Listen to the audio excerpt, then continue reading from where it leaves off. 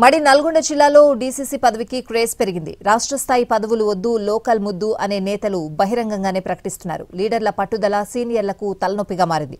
పీఠం కోసం పెరిగిన పోటీ కీలక నేతలను ఉక్కిరిబిక్కిరి చేస్తోంది. నల్లగొండ, సూర్యాపేట, యాదాద్రి జిల్లాల్లో డీసీసీ పదవులకు యమా క్రేజ్ ఏర్పడింది. కాంగ్రెస్ అధికారంలోకి వచ్చిన నాటి నుంచి కార్పొరేషన్ పదవులపైనే సీరియస్గా దృష్టి పెట్టిన నేతలు ఇప్పుడు రూట్ మార్చారు. డీసీసీ పీఠం దక్కించుకునేందుకు పావులు కదుపుతున్నారు.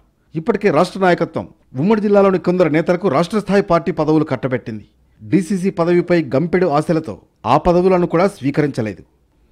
మంత్రి కోమటిరెడ్డి వెంకటరెడ్డి కీలక అనుచరుడు గుమ్మల మోహన్ రెడ్డి రాష్ట్ర ఉపాధ్యక్ష పదవిని తిరస్కరించి తనకు డీసీసీ మాత్రమే కావాలని బహిరంగంగానే కామెంట్స్ చేస్తున్నారు. వరుసగా 2 సార్లు ఎస్టీలకే డీసీపీ పీఠం కేటాయించారని, ఈసారి ఓసీ అభ్యర్థిత్వాన్ని పరిశీలించాలని కోరుతున్నారు గుమ్మల మోహన్ రెడ్డి. సూర్యాపేట జిల్లా ప్రస్తుత డీసీసీ అధ్యక్షుడు చెవిటి వెంకన్న యాదవ్కు తెలంగాణ రైతు సంక్షేమ కమిషన్ సభ్యుడిగా అవకాశం దక్కింది.